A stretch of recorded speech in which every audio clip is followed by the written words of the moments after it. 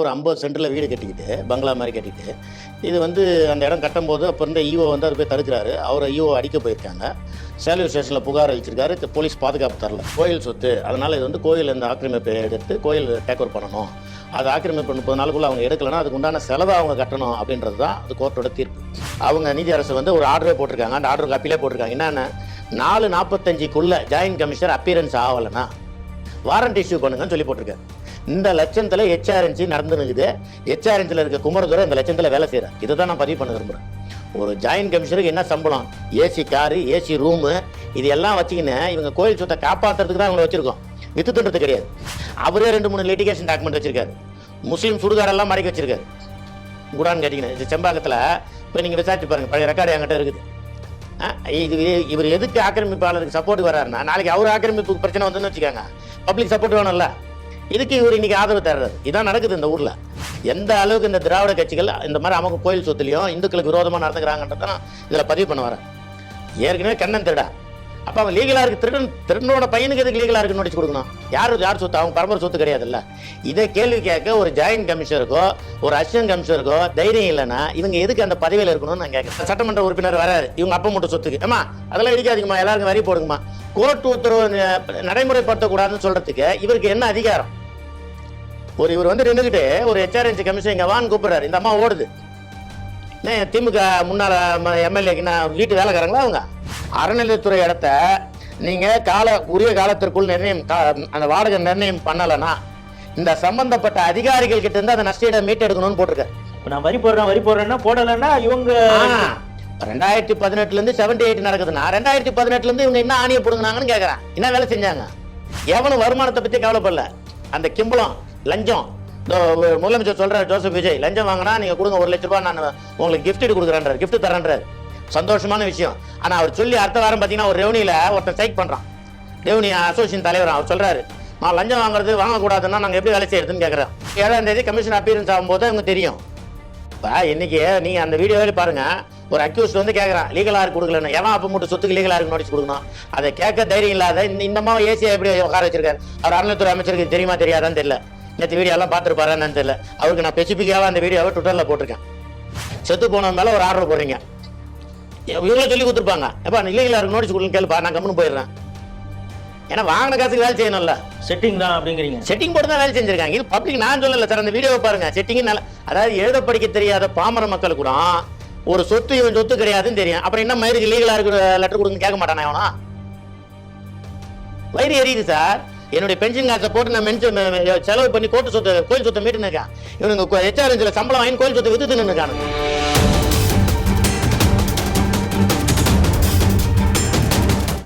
Sri TV நேயர்களுக்கு வணக்கம். எதிர்வினை நிகழ்ச்சியில் மீண்டும் சந்திப்பதில் மகிழ்ச்சி. இன்று நமக்கு மிகவும் அறிமுகமான சமூக ஆர்வலர் திரு சந்தானம் அவர்கள் நம்மோடு இணைகிறார். வணக்கம். வணக்கம் சார். நீண்ட இடைவெளிக்கு பிறகு மீண்டும் சந்திக்கிறோம். ஏதாவது ஒரு இஷ்யூ வரும் பொழுது நம்ம கண்டிப்பாக சந்திக்கிறது தான் வழக்கமாக வச்சுருக்கிறோம்.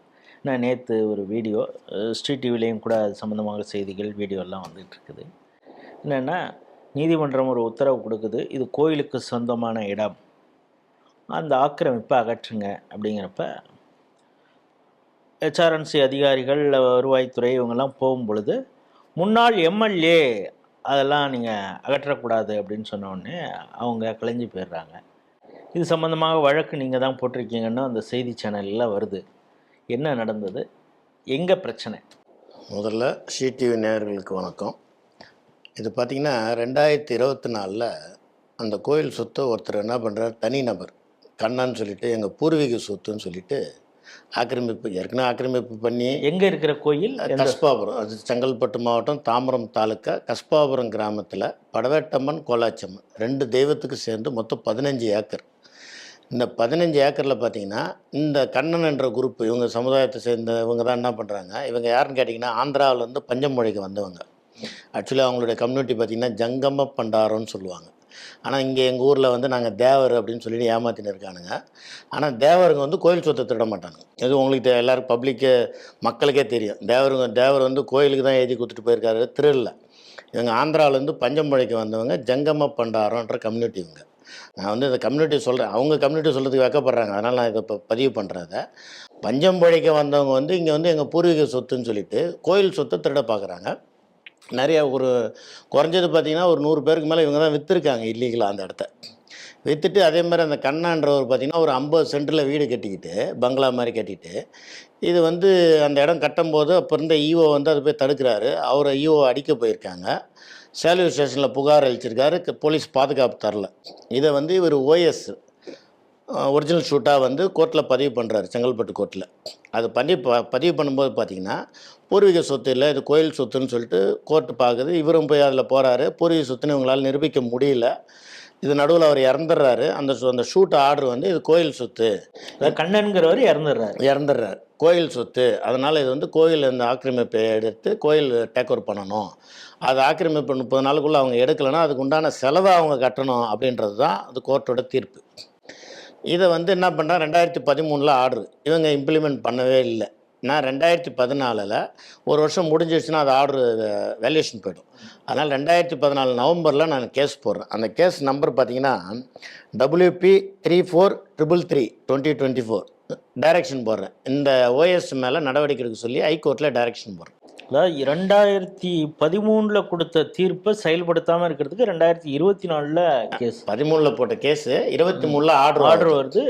இவங்க ஒரு வருஷமாக பண்ணலை, அந்த 10 மாதமா. இது ஒரு வருஷம் ஆயிடுச்சுன்னா இவங்க அதை கேன்சல் பண்ணிவிடுவாங்கன்றதுனால நான் நவம்பரில் வந்து நான் டைரக்ஷன் போடுறேன். இந்த ஆர்டரை ஒபே பண்ண சொல்லி டைரக்ஷன் போடுறேன். ஆனந்த் வெங்கடேஷ் மதிப்புக்குரிய நீதி அரசர் ஆனந்த் வெங்கடேஷ் கிட்ட தான் அந்த கேஸ் வருது. டைரக்ஷன் போடுறோம். டைரக்ஷனில் நடவடிக்கை எடுங்க, இமீடியட்டாக அந்த எவிஷன் பண்ணுங்கள், ஆக்கிரமிப்பு எடுங்கன்னு சொல்லி அவர் ஆர்டர் போடுறாரு. தீர்ப்பு கொடுத்தது செங்கல்பட்டு கோர்ட்டு, முதல் கொடுத்து செங்கல்பட்டு கோர்ட்டு. நம்ம வந்து டைரக்ஷன் வாங்கினது ஹைகோர்ட்டில். அப்போ அவரும் வந்து அந்த ஆக்கிரமிப்பு அகற்றுங்கன்னு சொல்கிறாங்க. நாங்கள் அகற்றிடுறோம் அப்படின்னாங்க. அகற்றலை.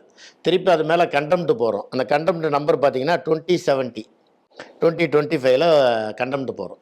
கண்டெம்ட் போடும்போது பார்த்தீங்கன்னா காஞ்சிபுரம் ஜேசி குமரதுரைன்னு சொல்லிட்டு இவர் என்ன பண்ணுறாரு, ஒரு ஆர்டர் போடுறாரு.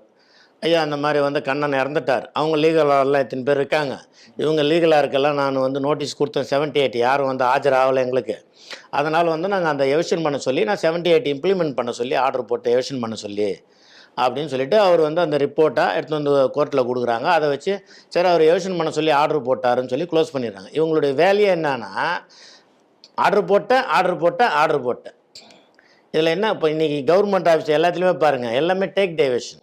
இப்போ இதில் குறிக்கிறதுக்கு மன்னிக்கணும், இப்போ நீங்கள் சொல்கிறீங்க இது கோர்ட்டு ரொம்ப தெளிவாக சொல்லிடுச்சு, இது கோயிலுடைய நிலம்னு. கோயில் நிலம் தெளிவாக சொல்லிடுச்சு, கோயில் பேரில் பட்டா இருக்கு. அப்படின்னா கண்ணன்கிறவருக்கும் இந்த சொத்துக்கும் சம்மந்தம், எந்த சம்மந்தமும். அப்புறம் லீகல் யாருன்னு இவங்க எதுக்கு நோட்டீஸ் அனுப்புகிறாங்க? அதை தான் என்னன்னா இப்போ இவங்க அவங்கக்கிட்ட ஏதாவது கரப்ஷன் பண்ணியிருப்பாங்க. ஏற்கனவே அந்த இப்போ பார்த்தீங்கன்னா செங்கல்பட்டு ஏசி ராஜலட்சுமின்னு சொல்லிட்டு காஞ்சிபுரத்தில் கரப்ஷன் பண்ணதா, லஞ்சம் வாங்கினதா சோஷியல் மீடியாலலாம் வந்தது. நான் சொல்லலை, சோஷியல் மீடியாவில் வந்து என்கிட்ட அந்த எவிடன்ஸ் இருக்குது, நான் காட்டுறேன். அப்போ ஒரு தப்பு பண்ணாங்க, அதில் அவங்கள பனிஷ்மெண்ட் பண்ணியிருக்காங்க. இப்போ இந்த அம்மா எப்படி ஜெனூனாக இருக்கும், இவர் ஜேசி எப்படி ஜெனூனாக இருப்பார்? நான் என்ன சொல்கிறேன், சொத்து கோயில் சொத்து, கோயிலை பராமரிக்கிறதுக்கு தான் உங்களுக்கு ஜேசியாக போட்டிருக்குது, ஏசியாக போட்டிருக்குது. அவன் சொத்தாக இருந்தால் நீ லீகலாக இருக்குது லெட்டர் கொடுக்கணும். எதுக்கு நீ லீகலாக இருக்குது லெட்டர் கொடுக்கணும்? இந்த இஷ்யூ பார்த்தீங்கன்னா இந்த கண்டெம்ட்டில் இந்த ஆயிடுச்சு. இது முடிச்சுட்டு இவங்க எதுவும் நடவடிக்கை எடுக்கலன்னு சொல்லிட்டு நான் ஏற்கனவே போட்டேன் பாருங்களா மொத்தமாக, அதுக்கு ஒரு கண்டெம்ட் போட்டேன். அந்த கண்டெம்ட் நம்பர் பார்த்தீங்கன்னா 2992/2025 போட்டேன். இப்போ அந்த கேஸ் வந்து வந்தது. அப்போ இவர் நடவடிக்கை எடுக்கலை, கரெக்டாக வந்து பண்ணலைன்னு சொல்லிட்டு ஜேசியை ஒரு வாட்டி கோர்ட்டில் ஆஜர் பண்ண சொன்னாங்க, வரல அவர். அன்னைக்கு அப்போ இருந்த நீதிபதி அவங்க நீதி அரசர் வந்து ஒரு ஆர்டரே போட்டிருக்காங்க. அந்த ஆர்டர் காப்பிலே போட்டிருக்காங்க என்னென்ன, 4:45 ஜாயின்ட் கமிஷனர் அப்பியரன்ஸ் ஆகலைன்னா வாரண்ட் இஷ்யூ பண்ணுங்கன்னு சொல்லி போட்டிருக்காரு. இந்த லட்சத்தில் ஹெச்ஆர்என்சி நடந்துனுக்குது. ஹெச்ஆர்என்சியில் இருக்க குமரதுரை இந்த லட்சத்தில் வேலை செய்கிறார். இதை தான் நான் பதிவு பண்ண விரும்புகிறேன். ஒரு ஜாயின்ட் கமிஷனருக்கு என்ன சம்பளம், ஏசி காரு, ஏசி ரூமு, இது எல்லாம் வச்சுக்கின்னு இவங்க கோயில் சொத்தை காப்பாற்றுறதுக்கு தான் இவங்களை வச்சுருக்கோம், வித்து தண்டுறது கிடையாது. ஆர்டர் போட்டால் அவங்க வேலை முடிஞ்சிடுச்சா? நீங்கள் ஆர்டர் போட்டிங்கன்னா அடுத்து அந்த ஆர்டர் ஒபே பண்ணுறாங்களா பண்ணலையான்னு பார்க்க வேண்டியது உங்கள் வேலை தானே. இதை அவர் பண்ணலை. அப்போ அந்த அவங்க ஆர்டர் போட்ட உடனே அடித்து பிடிச்சி 4 மணிக்கு கோர்ட்டில் வந்து அப்பியரன்ஸ் ஆகிறாரு. அதுக்கு அடுத்தது என்ன சொல்கிறாரு, மறாவது வாய்தா வரும்போது நான் அப்பியரன்ஸ் ஆகிறதுலேருந்து எனக்கு விலக்கு கொடுங்க, நான் எடுத்து முடிச்சிடுறேன் அப்படின்ட்டு. ஆனால் பண்ணலை. போன வாய்தா வந்தது. போன வாய்தா வர வரைக்கும் இவங்க எந்த எவிஷனும் பண்ணல. நாங்கள் கொஞ்சம் பேருக்கு நாங்கள் வரி ஃபிக்ஸேஷன் பண்ணுறோம், நாங்கள் அதையும் அவங்க பண்ணலை. கேட்டால் ஒர்க் ஆகினுக்குது ஒர்க் ஆகினுக்குது. இப்போ லாஸ்ட்டாக என்ன பண்ணார் நீதியரசர், வர்ற 7ஆம் தேதிக்குள்ளே நீங்கள் ஒன்று வரி போடணும், வரி கட்டாதவங்களாம் எவிஷன் பண்ணணும். இது எதுவும் நடக்கலைன்னா 7ஆம் தேதி அன்னைக்கு ஹெச்ஆர்என்சி கமிஷனர் கோர்ட்டில் அப்பியரன்ஸ் ஆகணும்னு சொல்லி ஆர்டர் போட்டிருக்காரு. ஸோ ஆகஸ்ட் 7 ஹெச்ஆர்என்சி கமிஷனர் போய் ஆஜராகணும், கோர்ட்டில் ஆஜராகணும். ஆஜராகி இது வரைக்கும் என்ன பண்ணீங்கன்ற ரிப்போர்ட் வைக்கணும்னு இருக்காங்க. அதுலேயும் கண்ணை விட நாங்கள் எவிஷன் பண்ணிவிடுவோன்ட்டு தான் சொல்கிறாங்க. இதில் வந்து 5-8க்குள்ளே இது எல்லாத்தையும் முடிக்கணுன்றது தான் உத்தரவு. 7 கேஸு 5-8க்குள்ளே இவங்க எல்லாத்தையும் ஃபினிஷ் பண்ணி முடிச்சுட்டு வாங்கன்னு சொல்லி ரிப்போர்ட்டு. இவங்க என்ன பண்ணுறாங்க, போன 28ஆம் தேதி ஒரு எவிஷன் ஆர்டர் போடுறாங்க. ஏற்கனவே போன வருஷம் ஒரு எவிஷன் ஆர்டர் போட்டாங்க. அப்போ என்ன பண்ணார், இந்த திமுக எம்எல்ஏ எஸ்ஆர் ராஜா இருக்கார் இல்லைங்களா, அவர் வந்து உட்காந்து பஞ்சாயத்து பண்ணுறாரு. ஏன் அப்போ மூட்டு சொத்துக்கு யார் சார் வந்தா பஞ்சாயத்து பண்ணுறது? அவரே 2-3 லிட்டிகேஷன் டாக்குமெண்ட் வச்சுருக்காரு. முஸ்லீம் சுடுகாடெல்லாம் மடக்கி வச்சுருக்காரு. குடான்னு கேட்டிங்கன்னா இது செம்பாக்கத்தில் இப்போ நீங்கள் விசாரிச்சு பாருங்கள், பழைய ரெக்கார்டு என்கிட்ட இருக்குது.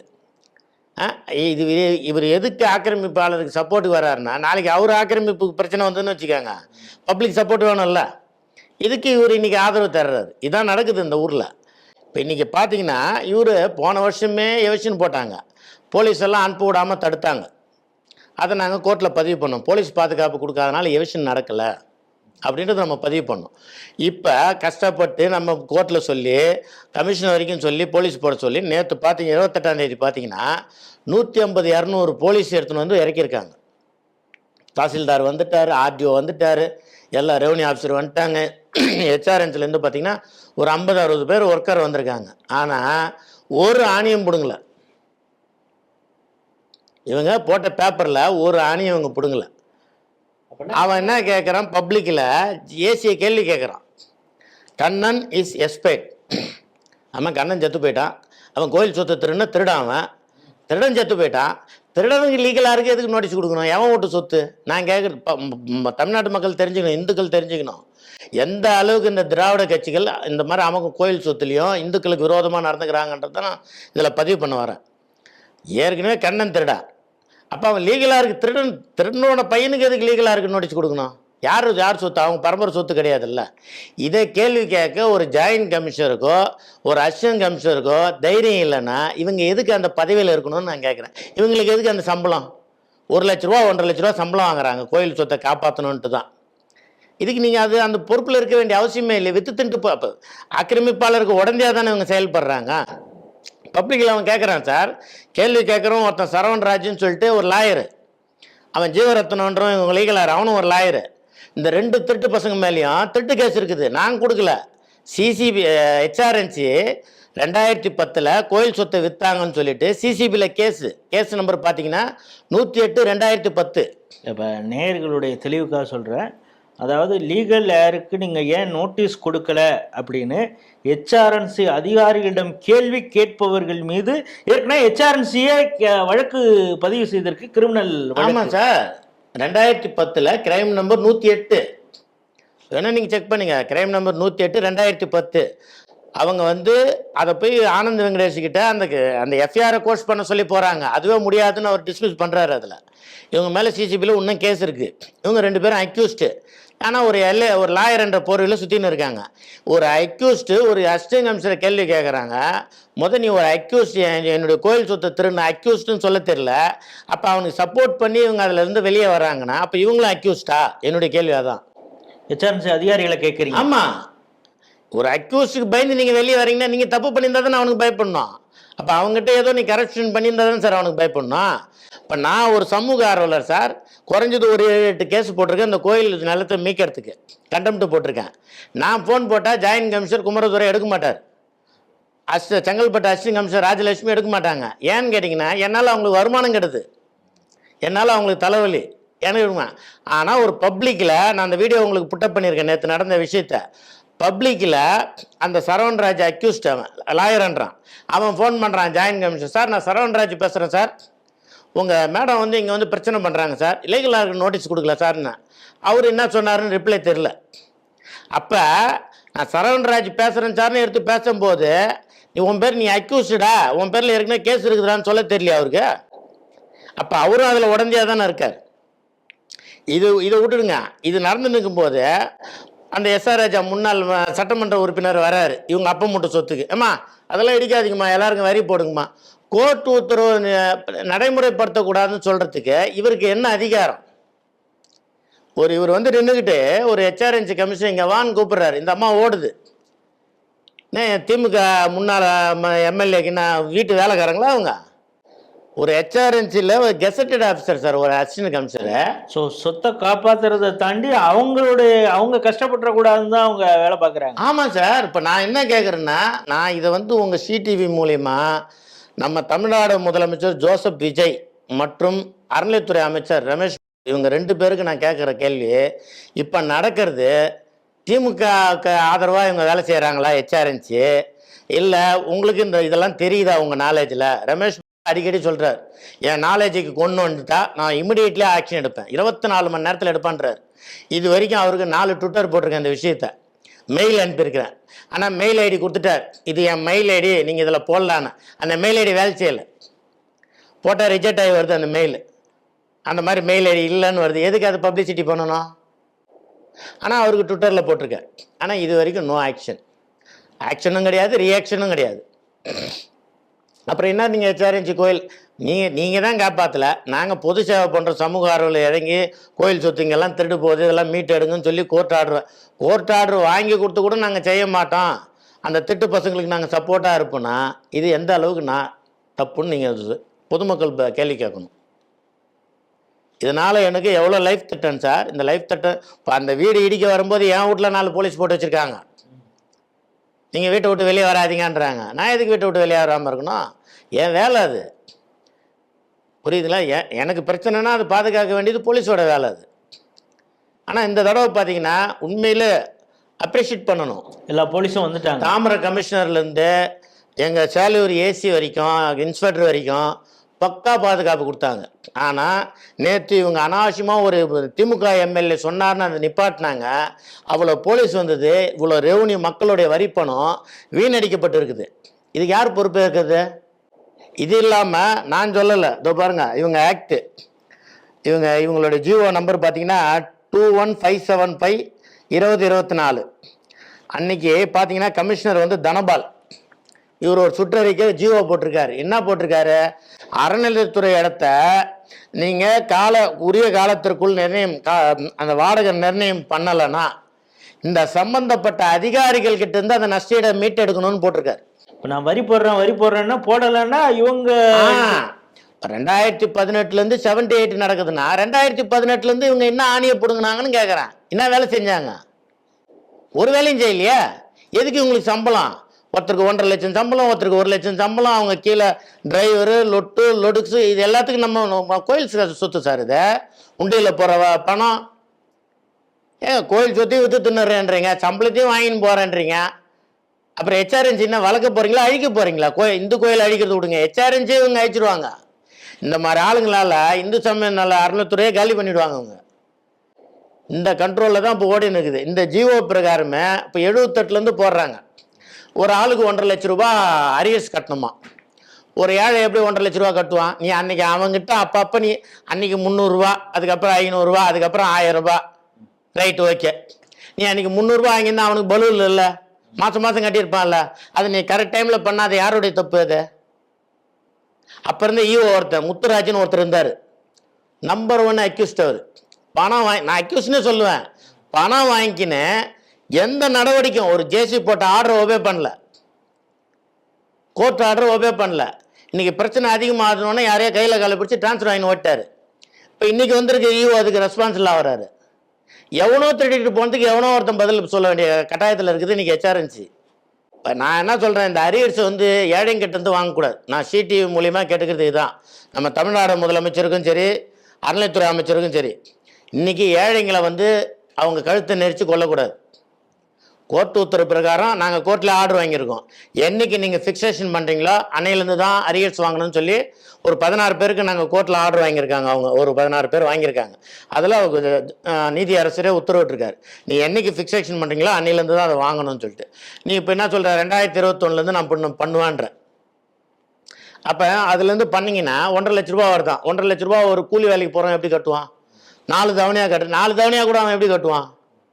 ஏன் சார் அவனுக்கு பசங்க ஸ்கூல் படிப்பு இருக்குது, மருத்துவ செலவு இருக்குது, சாப்பாடு இருக்குது, இவ்வளோ வேலைகள் இருக்குது இல்லைங்களா? இதில் அவன் எப்படி 4 தவணையாக கட்டுவான்? சரி, இதுக்கு இந்த அரியர்ஸ் வந்ததுக்கு காரணம் யார்? ஒரு ஜாயின்ட் கமிஷனரு, அசிஸ்டன்ட் கமிஷனரு, பழைய ஈஓ முத்துராஜ், இவங்க 3 பேர் அமௌண்ட்லேருந்து பிடிக்க சொல்லுங்கள். அவங்களுடைய பிஎஃப் செட்டில்மெண்ட்டு கிராஜுவேட் இருக்கும் இல்லைங்களா, அதுலேருந்து பிடிச்சி கட்ட சொல்லுங்கள். அதுதான் ஜிஓ சொல்லுது, நான் சொல்லலை. இந்த ஜிஓ அதை பாருங்க, நான் காட்டுறேன். இந்த ஜிஓ இதுதான் சொல்லுது. இது ஒரு கமிஷனர் தனபால் என்றவர் 2014 போட்ட ஜிஓ. எவ்வளோ தின்னு இருப்பாங்க வித்து கோயில் சொத்தெல்லாம். கட்ட சொல்லுங்க சார் அவங்கள. பாமர மக்கள் ஏன் கட்டணும்? பாமர மக்கள் அன்னைக்கும் சரி இன்னைக்கும் சரி வரி கட்டுறோன்னு சொல்கிறான். இவனுங்க வரி கட்ட விடுறதில்ல. ஏன்னு கேட்டிங்கன்னா, போகிறப்பெல்லாம் ஒரு என்கொயரின்னு போனால் அங்கே ஒரு கலெக்ஷன். கேவலமாக இல்லை? கவர்மெண்ட்டில் சம்பளம் தரான்ல, எதுக்கு பிச்சை எடுக்கிறீங்க? இன்றைக்கி 3 டிகிரி 4 டிகிரி வாங்கணும், வேலை இல்லாமல் அலையிறான் சார். இன்றைக்கி உங்களுக்கெல்லாம் பார்த்தீங்கன்னா லட்சக்கணக்கில் வருமானம். எவனும் வருமானத்தை பற்றி கவலைப்படல. அந்த கிம்பளம் லஞ்சம், இந்த முதலமைச்சர் சொல்கிறார் ஜோசப் விஜய், லஞ்சம் வாங்கினா நீங்கள் கொடுங்க 1 லட்ச ரூபா, நான் உங்களுக்கு கிஃப்ட் கொடுக்குறேன்றார், கிஃப்ட் தரேன்றார். சந்தோஷமான விஷயம். ஆனால் அவர் சொல்லி அடுத்த வாரம் பார்த்தீங்கன்னா ஒரு ரெவன்யூவில் ஒருத்தன் ஸ்ட்ரைக் பண்ணுறான். ரெவன்யூ அசோசியேஷன் தலைவர் அவர் சொல்கிறாரு, நான் லஞ்சம் வாங்கக்கூடாதுன்னா நாங்கள் எப்படி வேலை செய்யறதுன்னு கேட்குறேன். எவ்வளோ கேவலமாக இருக்குது பாருங்கள் ரெவன்யூ டிபார்ட்மெண்ட் கவர்மெண்ட்டு. ஒரு அசோசியேஷன் லீடர் ஒருத்தர் கேட்குறான் அந்த வார்த்தை. அது என்ன சொல்கிறாரு? எம்எல்ஏ வரார், மினிஸ்டர் வரார், கலெக்டர் வரார், உங்களுக்குலாம் யார் ரெவன்யூ செக்ரட்டரி வரார், இவங்களுக்கெல்லாம் சாப்பாடு தங்கிறது திங்கிறது எல்லாத்துக்கும் நான் என் பாக்கெட்லேருந்து கொடுக்கணும்னா நான் எதுலேருந்து கொடுக்கணும்? மினிஸ்டர் வராருன்றாரு. நான் என்ன கேட்குறேன், இவனுங்களுக்கெல்லாம் எவனுக்கு சம்பளம் இல்லையா? எல்லாருக்கும் சம்பளம் இருக்குதுல்ல. ஒரு மினிஸ்டர் எம்எல்ஏ எல்லாருக்குமே பாருங்கள் பஞ்சப்படி இருக்குது, அவங்களுக்கு சம்பளம் இருக்குது, டிரைவர் அலோவன்ஸ் இருக்குது, அவங்க எங்கே ஸ்டே பண்ணாலும் அந்த ஹோட்டல் கிளைம் பண்ணிக்கலாம் கலெக்டர் முதல் கொண்டு. எல்லாருக்கும் இருக்கும்போது இவங்க ஏன் செய்யணும் அதை? இவங்க அங்கே வந்து பார்த்தீங்கன்னா ஒரு மினிஸ்டர் வர்றாருன்னா அன்றைக்கி 1 லட்ச ரூபா செலவாகுதுன்னா சுற்றி இருக்கிற எல்லா இதுவும் தாசில்தாரையும் போட்டு தாளிக்கிறது. அப்போ மினிஸ்டர் வராருப்பா, அவர் 10 நாள் தங்குறார், உன் தாலுக்காலேருந்து 2 லட்சம் கொடு, உன் தாலுக்காலேருந்து 5 லட்சம் கொடு. நான் சொல்லலை, இப்போ அவர் தான் பேட்டி கொடுத்துருக்காரு. நாங்கள் லஞ்சம் வாங்கி இதை தான் செலவு பண்ணுறேன்னு. அப்போ இவங்க லஞ்சம் வாங்கி செலவு பண்ணுறதை நீங்கள் ஆதரிக்கிறீங்களா? தமிழ்நாடு அரசும் சரி, கலெக்டரோ, ரெவன்யூ ஐஏஎஸ் ஆஃபீஸரோ, ஐபிஎஸ் ஆஃபீஸரோ இதை ஆதரிக்கிறீங்களா? ஆதரிக்கிறீங்கன்னா ஓப்பனாக பொதுமக்கள்கிட்ட சொல்லுங்கள், ஆமாம் நாங்கள் இப்படி தான் பண்ணுவோம், எங்களுக்கு சம்பளம் பத்தாது, நாங்கள் பொதுமக்கள்கிட்ட லஞ்சம் வாங்கி தான் இதெல்லாம் சுகமாக அனுபவிப்போம். ஓப்பனாக பப்ளிக் மீட்டிங் கொடுங்க சார். சரி, இப்போ வந்து ஆக்கிரமிப்பை எஸ்ஆர் ராஜாவினால அகற்றலை, அடுத்த கட்ட நடவடிக்கை என்ன? அடுத்த கட்ட நடவடிக்கை இப்போ 7ஆம் தேதி கமிஷன் அப்பியரன்ஸ் ஆகும்போது தான் இவங்க தெரியும். இப்போ இன்றைக்கி நீங்கள் அந்த வீடியோவில் பாருங்கள், ஒரு அக்யூஸ்ட் வந்து கேட்குறான் லீகலாருக்கு கொடுக்கலன்னு. எவன் அப்போ மூட்டு சொத்துக்கு லீகலாருக்கு நோட்டீஸ் கொடுக்கணும்? அதை கேட்க தைரியம் இல்லாத இந்தம்மா ஏசியா எப்படி உட்கார வச்சுருக்காரு? அவர் அறநிலைத்துறை அமைச்சருக்கு தெரியுமா தெரியாதான்னு தெரியல. நேற்று வீடியோலாம் பார்த்துருப்பாரான்னு தெரியல. அவருக்கு நான் ஸ்பெசிஃபிக்காக அந்த வீடியோவை ட்விட்டரில் போட்டிருக்கேன். அந்த 2 வீடியோவும் எஸ்ஆர் ராஜா வந்து தடுத்ததையும் இந்த மாதிரி ஆக்கிரமிப்பை எவிஷன் பண்ண விடாமல் நிறுத்திருக்காங்க. நேற்று பார்த்தீங்கன்னா எக்ஸ்பென்ஸ் எவ்வளோ எக்ஸ்பென்ஸ் ஆச்சு தெரியுங்களா? இது யாருடைய பணம்? மக்களுடைய வரி பணம். இப்போ போலீஸ் வராங்கன்னா அந்த போலீஸுக்கு அவங்களுக்கு படியிலேருந்து எல்லாமே வந்து மக்களுடைய வரி பணத்தில் தான் எடுத்து கொடுக்குறாங்க. சரி, இப்போ இவங்க நடவடிக்கை எடுக்கல. நான் என்ன சொல்கிறேன், இவங்களுக்கு அதிகாரம் இருக்குது. போலீஸை கூப்பிட்டு, சார் இது ஹெச்ஆர்என்சி இடம், லீகலாக இருக்கலாம், நான் வந்து பர்மிஷன் கொடுக்க வேண்டிய நோட்டீஸ் கொடுக்க வேண்டிய அவசியம் கிடையாது, இவங்களை அப்புறப்படுத்துங்க, எவிஷன் பண்ணுங்கன்னு சொல்லி ஒரு ஆர்டர் போட்டது இந்த அம்மா கேட்டிருந்தாங்கன்னா போலீஸ் எல்லாரும் தூக்கி வெளியே கடைசி அவங்க எவிஷன் பண்ணி கொடுத்துட்டு போயினா இருக்க போகிறாங்க. அப்போ அந்த இடத்துல என்ன பண்ணுறாங்க, இவங்களை காப்பாற்றி விடுறதுக்கு செத்து போனவங்க மேலே ஒரு ஆர்டர் போடுறீங்க. இவங்களே சொல்லி கொடுத்துருப்பாங்க, எப்போ இல்லீகலாக இருக்கு நோட்டீஸ் கொடுக்கலன்னு கேளுப்பா, நான் கம்முன்னு போயிடுறேன். ஏன்னா வாங்கின காசுக்கு வேலை செய்யணும்ல. செட்டிங் தான் அப்படிங்கிறீங்க. செட்டிங் போட்டு தான் வேலை செஞ்சுருக்காங்க. இது பப்ளிக், நான் சொல்லலை சார். அந்த வீடியோவை பாருங்கள். செட்டிங்கு நல்ல, அதாவது எழுத படிக்க தெரியாத பாமர மக்கள் கூட ஒரு சொத்து இவன் சொத்து கிடையாதுன்னு தெரியும். அப்புறம் என்ன மயிருக்கு லீகலாக இருக்கிற லெட்டர் கொடுக்குன்னு கேட்க மாட்டானா எவனா? வயிறு எரியுது சார். என்னுடைய பென்ஷன் காசை போட்டு நான் செலவு பண்ணி கோயில் சொத்தை மீட்டுனுக்கேன். இவனுங்க ஹெச்ஆர்என்சியில் சம்பளம் வாங்கி கோயில் சொத்தை விற்று தின்னுக்கானுங்க. நான் 4-5 வருஷமாக போராடுறேன் சார். நான் என்ன, நீதி அரசர் உத்தரவு தான் போடுவார், அவரை வந்து யோசனை பண்ணி கொடுப்பாரு. இப்போ கடைசியில் அது அப்படி தான் ஆகும் பழகுது. நீதி அரசர் தலைமையில் சென்ட்ரல் சிஆர்பிஎஃப் போலீஸை போட்டு தான் யோசனை பண்ண பழகுது. ஆனால் இந்த வாட்டி சும்மா சொல்லக்கூடாது, பாராட்டணும். போலீஸ் வந்து தகுந்த பாதுகாப்பு கொடுத்தாங்க. ஆனால் அவங்களுக்கு இப்போ இவங்க இந்த மாதிரி பண்ணதுனால அடுத்த டைம் கூப்பிட்டா வருவாங்களா சொல்லுங்கள்? ஆனால் இவங்களுக்கு இதே ஒரு வேலையாக போச்சுன்னுவாங்க. அதனால் உங்கள் சிடிவி மூலியமா நான் மெயினாக கேட்டுக்கிறது, தமிழ்நாடு முதலமைச்சரும் சரி, அறநிலைத்துறை அமைச்சருக்கும் சரி, இது மட்டும் இல்லை, திருநெல்வேலியில் 950 ஏக்கர் பட்டா போட்டு விற்றுத்துன்னு இருக்கானுங்க. யார் யார் ரெவன்யூலேருந்து லேண்ட் கமிஷன் அதிகாரம் இல்லாமல் நடக்காது. லேண்ட் கமிஷன், ரெவன்யூ டிபார்ட்மெண்ட்டு எல்லாருக்கும் தெரியும். ரிஜிஸ்டர் ஆஃபீஸ் முதல் கொண்டு ரிஜிஸ்டர் ஆஃபீஸில், திருநெல்வேலி ரிஜிஸ்டர் ஆஃபீஸில் போய் தடை மனு கொடுக்குறேன். இது கோயில் சொத்துங்க, இதில் வந்து ஃபர்தராக எதுவும் பண்ணாதீங்க, நான் கோர்ட்டில் ஃபைல் பண்ணியிருக்கேன்னு. அந்த ரிஜிஸ்டர் சொல்கிறாரு, சார் அது கவர்மெண்ட் சொத்து சார், உங்களுக்கு அதிகாரம் இல்லை தடை மனு கொடுக்கறதுக்கு. ஹெச்ஆர்என்சி வந்து கொடுக்கணும். ஹெச்ஆர்என்சி திருநாண்டா, திருடி இருக்காண்டா, அதனால தான் நான் தடை மனு கொடுக்குறேன். அப்போ இவர் யார்? ரிஜிஸ்டர் கவர்மெண்ட் ஆஃபீஸர் இல்லையா அவர்? அப்போ கவர்மெண்ட் சொத்து இவர் தடுக்கிறதுக்கு இவருக்கு அதிகாரம் இல்லையா? அப்போ கவர்மெண்ட் சொத்தாக இருந்தாலும் அவங்க கொடுக்காத வரைக்கும் இவர் ரிஜிஸ்டர் பண்ணின்னு மாமூல் வாங்கின்னு ரிஜிஸ்டர் பண்ணி கொடுத்துன்னு போயின்னு இருப்பார். ரொம்ப இன்னைக்கு தமிழ்நாடு கவர்மெண்ட் ரொம்ப கேவலமாக போயினுக்கு சார்.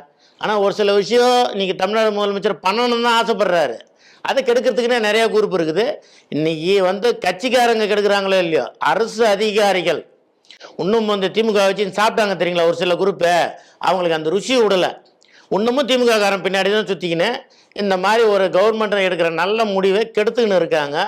அதனால் நான் சிடிவி மூலிமா நான் தமிழ்நாடு முதலமைச்சருக்கும் சரி, இந்து சமய அறநிலைத்துறை அமைச்சர் ரமேஷ் அவர்களுக்கும் சரி நான் சொல்கிறது, இதில் முழு கவனம் எடுத்து திருநீர்மலை விஷயத்துலேயும், இந்த கஸ்பாபுரம் கோலாச்சம்மன் படவேட்டம்மன் கோயில் விஷயத்துலேயும் பொதுமக்களுக்கு நியாயமான வரியை போட்டு, அவங்களுக்கு அந்த அந்த நிலுவைத்தொகை இல்லாமல் வரி போட்டு, அந்த நிலுவைத்தொகை வந்து உருவானதுக்கு காரணம் எந்த அதிகாரியோ அவங்களுடைய சொந்த அவங்களுடைய கிராஜுவேட்டு பிஎஃப் இதுலேருந்து அவங்கள பிடிச்சி, ஏன்னா இந்த மாதிரி ஒரு கடுமையான தண்டனை நடந்தால் தான் அடுத்து யாரும் தப்பு பண்ண மாட்டாங்கன்றது. அவங்கள நம்ம வந்து தண்டிக்கணுன்றது இல்லை, இந்த கடுமையான தண்டனை நடந்தால்தான் அடுத்த அதிகாரிகளுக்கு அந்த பயம் வரும்.